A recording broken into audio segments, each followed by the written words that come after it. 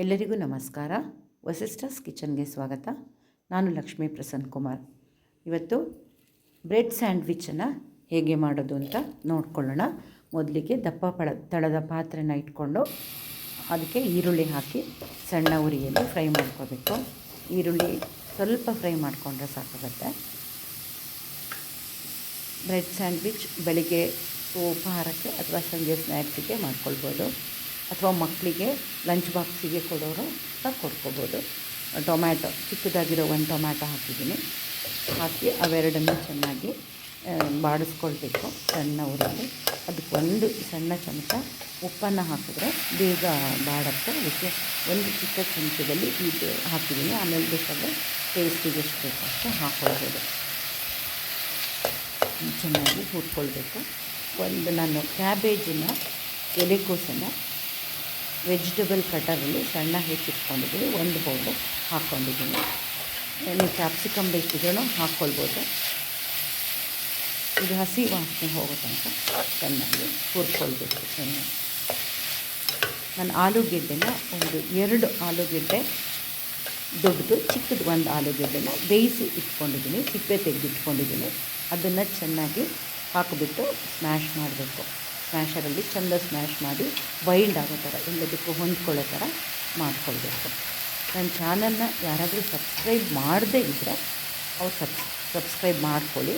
ಆ ಬೆಲ್ ಐಕಾನನ್ನು ಒತ್ತಿ ಮತ್ತು ಆಲ್ ಆಪ್ಷನನ್ನು ಒತ್ತಿದ್ರೆ ನಾನು ಯಾವುದು ಹೊಸ ವೀಡಿಯೋ ಹಾಕಿದ್ರೂ ನಿಮಗೆ ನೋಟಿಫಿಕೇಷನ್ನು ಬರುತ್ತೆ. ಚೆನ್ನಾಗಿ ಸ್ಮ್ಯಾಶ್ ಮಾಡಿಕೊಂಡು ಒಂದು 2 ನಿಮಿಷ ಸಣ್ಣ ಉರಿಯಲ್ಲಿ ಚೆನ್ನಾಗಿ ಹೊಂದ್ಕೊಳ್ಳೋ ಥರ ಕಲಿಸ್ಕೊಳ್ಬೇಕು. ಆಮೇಲೆ ಅದಕ್ಕೆ ನಾನು ಒಂದು ಚಿಕ್ಕ ಚಮಚದಲ್ಲಿ ಗರಂ ಮಸಾಲೆ ಪುಡಿ, ಒಂದು ಚಿಕ್ಕ ಚಮಚ ಖಾರ ಪುಡಿ, ಒಂದು ಚಿಕ್ಕ ಚಮಚ ಧನಿಯಾ ಪುಡಿ, ಒಂದು ಚಿಕ್ಕ ಚಮಚ ಜೀರಾ ಪುಡಿ ಇಷ್ಟನ್ನು ಹಾಕ್ಕೊಂಡಿದ್ದೀನಿ. ಹಾಕ್ಕೊಂಡದನ್ನು ಚೆನ್ನಾಗಿ ಕಲಸಿಟ್ಕೊಂಡಿದ್ದೀನಿ. ಬ್ರೆಡ್ ಪೀಸನ್ನು ತೊಗೊಂಡಿದ್ದೀನಿ. ಒಂದು ಸ್ಲೈಸ್ ಬ್ರೆಡ್ಡಿಗೆ ಹಸಿರು ಚಟ್ನಿ ಹಾಕ್ತಾಯಿದ್ದೀನಿ. ಹಸಿರು ಚಟ್ನಿ ಅಂದರೆ ಪುದೀನ ಸೊಪ್ಪು ಒಂದು ಕಟ್ಟು ಕೊತ್ತಂಬರಿ ಸೊಪ್ಪು, ಹಸಿಮೆಣಸು, ಹುಣಸೆ ಹುಳಿ ಮತ್ತು ಉಪ್ಪು ಇದಿಷ್ಟನ್ನು ಹಾಕಿ ರುಬ್ಬಿ ಚಟ್ನಿ ಕನ್ಸಿಸ್ಟೆನ್ಸಿಗೆ ಹಾಕಿ ಮಾಡಿಟ್ಕೊಂಡಿದ್ದೀನಿ. ಅದನ್ನು ಹಚ್ಕೊಳ್ತಿದ್ದೀನಿ. ಇನ್ನೊಂದು ಸೈಡಿಗೆ tomato, hot and sweet tomato sauce ಹಾಕ್ತಿದ್ದೀನಿ. ನೀವೇ ಮನೇಲಿ ಮಾಡ್ಕೊಂಡಿದ್ರೆ ಅದನ್ನು ಸಹ ಹಾಕ್ಕೊಳ್ಬೋದು. ಪಾಸ್ತಕ್ಕೆ ರೆಡ್ ಸಾಸ್ ಮಾಡ್ಕೋತಾರಲ್ಲ, ಅದಿದ್ದರೆ ನೀವು ಅದನ್ನೇ ಹಾಕ್ಕೊಳ್ಬೋದು. ಈಗ 1 ಸ್ಪೂನು ನಾನು ಮಾಡಿಟ್ಕೊಂಡಿರೋ ಪಲ್ಯನ ಒಂದು ಸ್ಲೈಸ್ ಮೇಲೆ ಚೆನ್ನಾಗಿ ಸ್ಪ್ರೆಡ್ ಮಾಡ್ತೀನಿ. ಇನ್ನೊಂದು ಸ್ಲೈಸ್ ಬ್ರೆಡ್ಡನ್ನು ಅದ್ರ ಮೇಲೆ ಇಟ್ಟು ಪ್ರೆಸ್ ಮಾಡಬೇಕು. ಸ್ವಲ್ಪ ಪ್ರೆಸ್ ಮಾಡಬೇಕು, ಅದು ಅಂಟ್ಕೊಳ್ಳೋಷ್ಟು. ಈಗ ಕಾವಲಿನ ಒಂದು ಕಡೆ ಕಾವಲಿನ ಇಟ್ಕೊಳ್ಳಿ. ಅದು ಬಿಸಿ ಆಗ್ತಾ ಇದ್ದಾಗ ಇದನ್ನು ಹಾಕ್ಕೊಳಕ್ಕಾಗತ್ತೆ.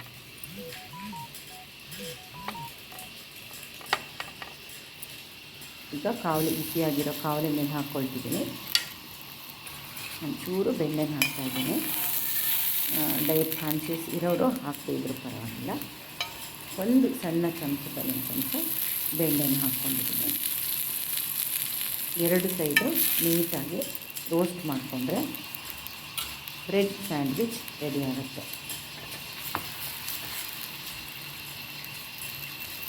ಈ ಮಳೆಗಾಲದಲ್ಲಿ ಸಂಜೆ ಹೊತ್ತಿಗೆ ಸ್ನ್ಯಾಕ್ಸ್ ಆಗೋ ಉಪಯೋಗಿಸ್ಕೋಬೋದು. ಬ್ರೆಡ್ ಸ್ಯಾಂಡ್ವಿಚ್ ರೆಡಿಯಾಗಿದೆ.